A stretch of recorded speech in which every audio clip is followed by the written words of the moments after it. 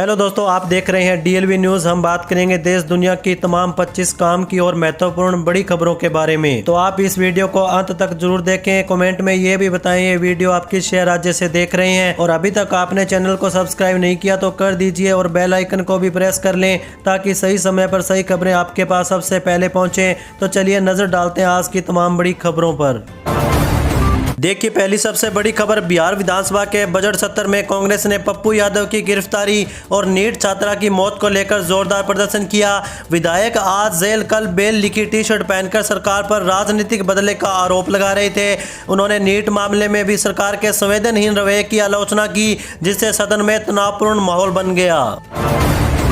वहीं अगली बड़ी खबर देखिए, गृह मंत्री अमित शाह ने जम्मू कश्मीर के दौरे के बाद जम्मू कश्मीर भाजपा ने जनसंपर्क अभियान तेज करने का निर्णय लिया।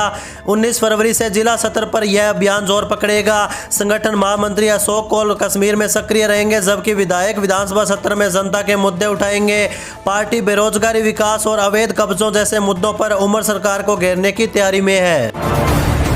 इसी के साथ देखिए, दिल्ली में सोमवार को सुबह 9 नामी स्कूलों को बम से उड़ाने की धमकी मिली, जिससे हड़कंप मच गया।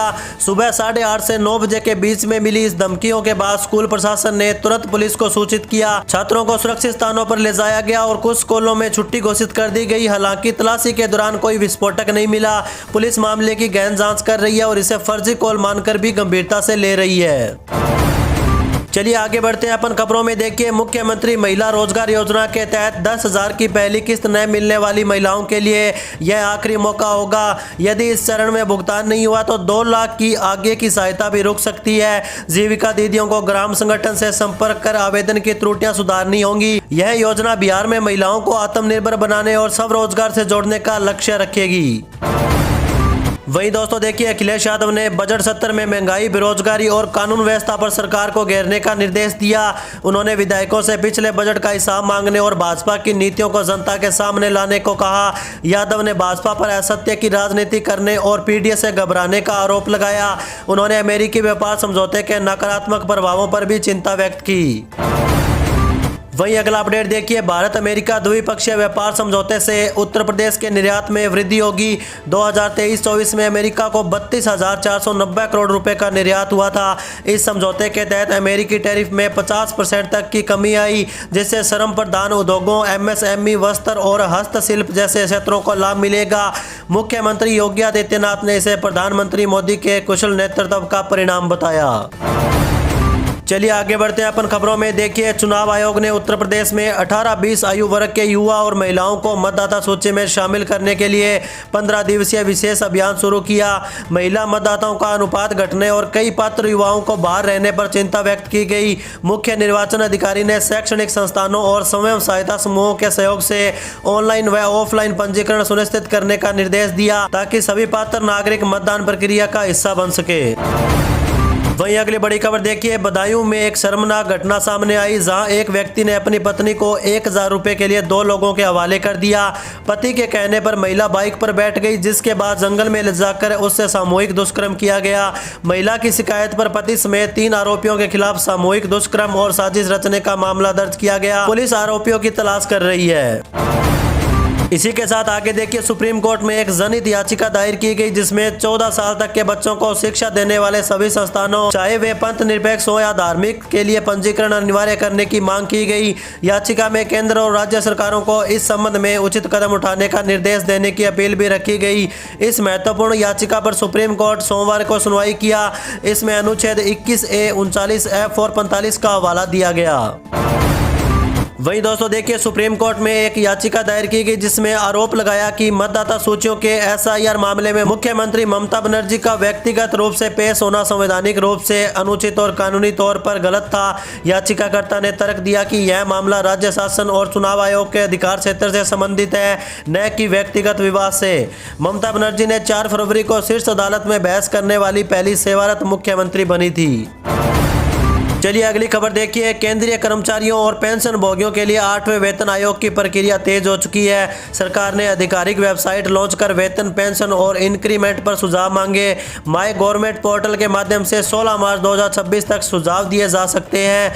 Federation of national postal organisation ने फिटमेंट फैक्टर 3.25 और वार्षिक वेतन वृद्धि में 5% करने का फैसला किया, जिससे सैलरी में बड़ा उछाल आ सकता है। वहीं देखिए, उत्तर प्रदेश विधानमंडल का बजट सत्र सोमवार को शुरू हुआ, जिसकी शुरुआत राज्यपाल आनंदीबेन पटेल के अभिभाषण से शुरुआत होगी। योगी सरकार अपने दूसरे कार्यकाल का अंतिम बजट पेश करने को उतरेगी। दूसरी ओर इस बार का बजट हंगामेदार होने का आसार है, क्योंकि विपक्ष विभिन्न मुद्दों को लेकर सरकार को घेरने की तैयारी में है। वहीं अगली खबर देखिए, हिमाचल प्रदेश में राजस्व घाटा अनुदान RDG बंद होने से गंभीर वित्तीय संकट पैदा हो गया। वित्त विभाग ने कर्मचारियों को महंगाई भत्ता और एरियर न देने, सभी सब्सिडी बंद करने, बिजली बोर्ड के निजीकरण और 2 साल से खाली पद समाप्त करने की सिफारिश की।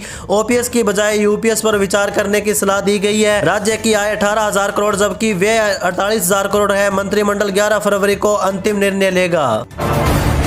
चलिए आगे बढ़ते हैं अपन खबरों में। देखिए, केंद्र सरकार होली 2026 से पहले केंद्रीय कर्मचारियों को महंगाई भत्ते में बढ़ोतरी का तोहफा दे सकती है।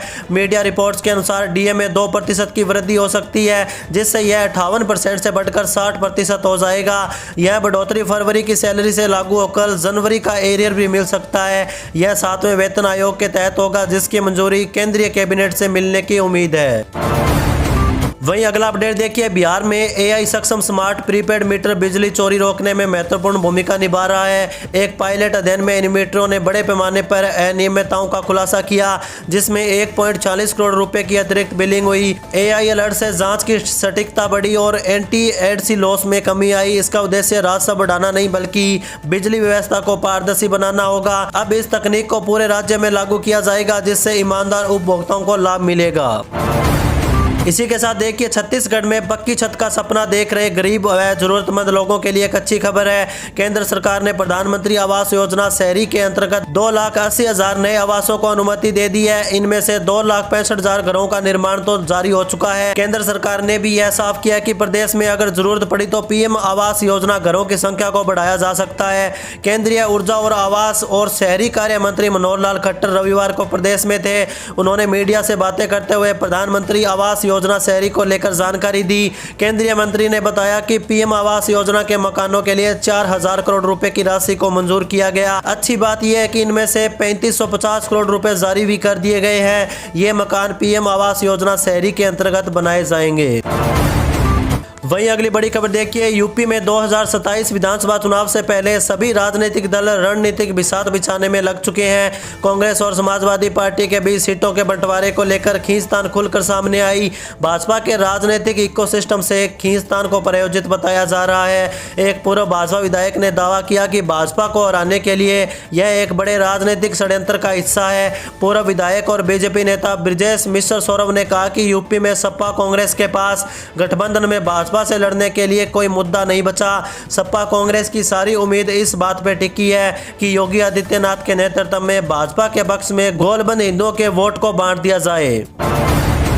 वहीं देखिए, भारत में कृषि क्षेत्र लगातार बदल रहा है और सरकार अब किसानों को आधुनिक तकनीक अपनाने में मदद के लिए एक और बड़ा कदम उठा रही है। हाल ही में केंद्र और राज्य सरकारों ने सोलर पंप सब्सिडी योजना को और प्रभावी बनाते हुए किसानों को 90% तक की सब्सिडी देने का निर्णय लिया। इस योजना के तहत किसानों को सिंचाई के लिए अब बिजली या डीजल पर निर्भर रहने की जरूरत नहीं होगी, जिससे उनकी उत्पादन लागत में भारी कमी आएगी और छोटे और सीमांत किसान भी अब इस योजना का लाभ उठा सकते हैं और टिकाऊ ऊर्जा का उपयोग करके अपनी आय बढ़ा सकते हैं।